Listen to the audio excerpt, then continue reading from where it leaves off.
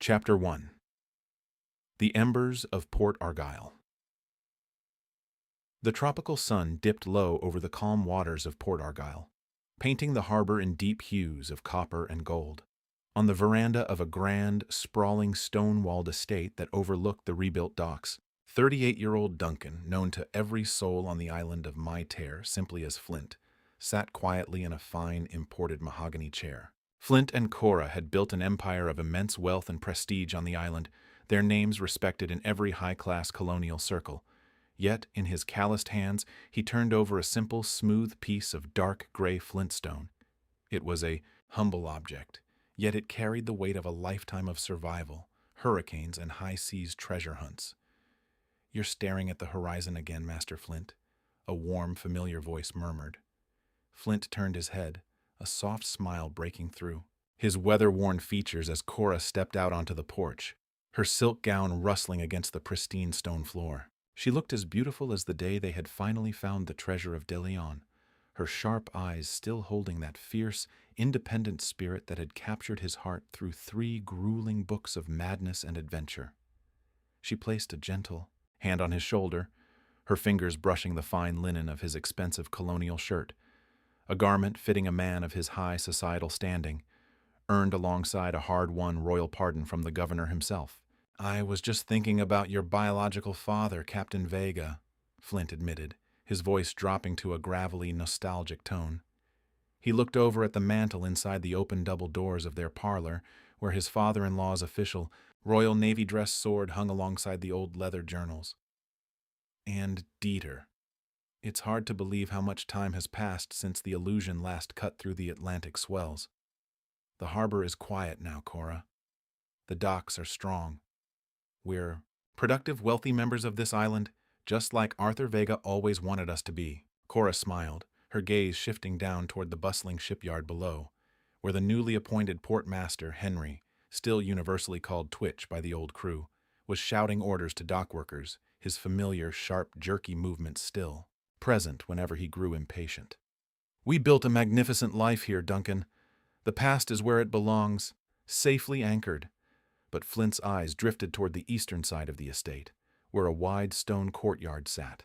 There, his 16-year-old son, Ethan, was violently swinging a wooden practice cutlass against a straw-stuffed training post. The boy moved with a reckless, untamed speed that made Flint's heart skip a beat. Every time Ethan struck the wood, his blue eyes flared with an intense, restless hunger for the unknown. The local sailors had already taken to calling the boy Spark, not because he could strike a fire from cold stone like his father, but because he carried the exact same dangerous spark of curiosity that had driven Flint into the eye of a hurricane 20 years ago.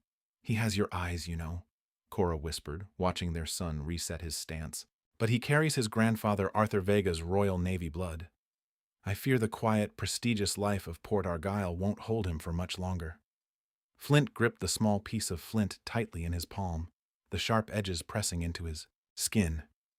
He had spent his youth chasing gold and running from shadows, finally winning his freedom, his fortune, and his family. He wanted peace and safety for his children, but as he watched the evening wind catch the sails of the merchant ships in the bay, a strange, lingering chill settled in his chest.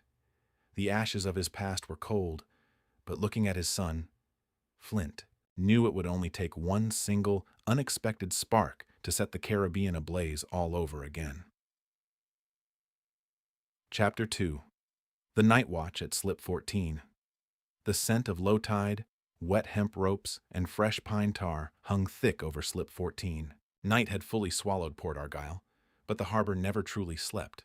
From the distant taverns lining the boardwalk, the faint, gravelly chorus of drunken sailors bled into the dark, underscored by the rhythmic, heavy sloshing of the black Caribbean Sea against the barnacle-encrusted dock pilings. 16-year-old Ethan adjusted the heavy brass lantern in his left hand, its yellow flame casting long, dancing shadows across the damp wood planks beneath his boots.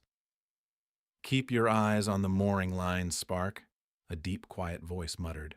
From the gloom behind him, Noah stepped into the lantern light, wiping a streak of black axle grease from his forehead with the back of his leather work glove.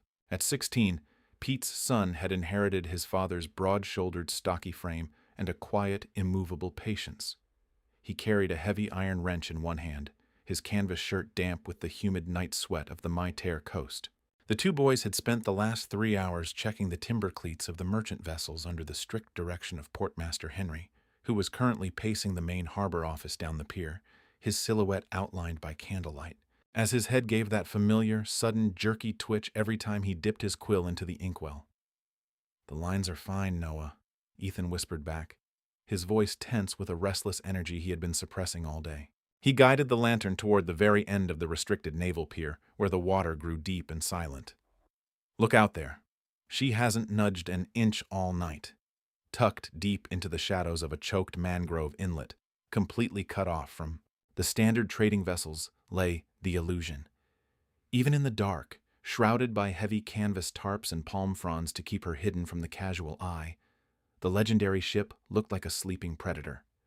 Her black-painted hull absorbed the moonlight, and the towering masts cut cleanly into the starry sky like skeletal fingers. She smelled of old salt crust, dried cedar, and faint, cold gunpowder. To the rest of the world, she was a ghost of a dangerous, desperate era. This was the very vessel Captain Arthur Vega had commanded when he went completely berserk with grief, truly believing his beloved Elizabeth had died in that first harrowing adventure.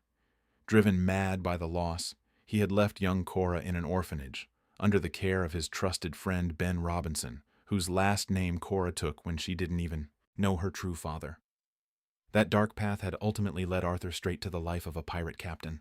It wasn't until the third book that the truth unraveled, proving Elizabeth was actually alive and being held prisoner all those years, finally bringing the family whole again. But the ship still carried the echo of that fierce, unhinged legacy.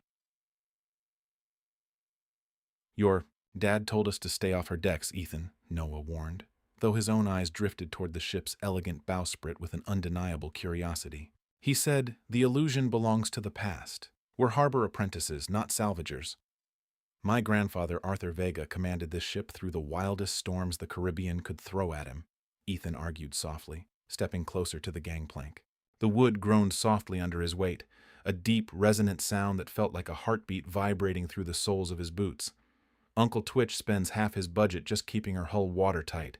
Why keep her ready if we're never supposed to touch her? Don't you want to see inside, Noah? Just once? To see where our fathers stood when they fought alongside him?"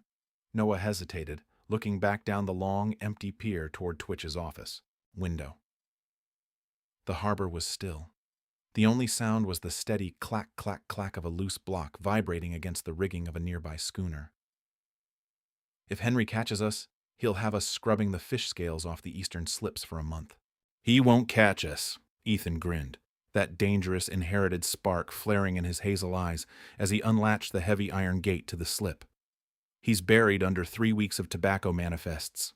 Come on, let's just check the captain's quarters. Ensure the seals are dry." With a silent nod, Noah followed, his heavy boots treading lightly as they stepped off the solid dock and onto the swaying, creaking deck of the Illusion. The ship seemed to sigh beneath their feet, welcoming the bloodlines of the men who had made her famous, as the two boys slipped past the heavy mainmast and dove down into the pitch-black companionway leading to the old captain's private sanctuary.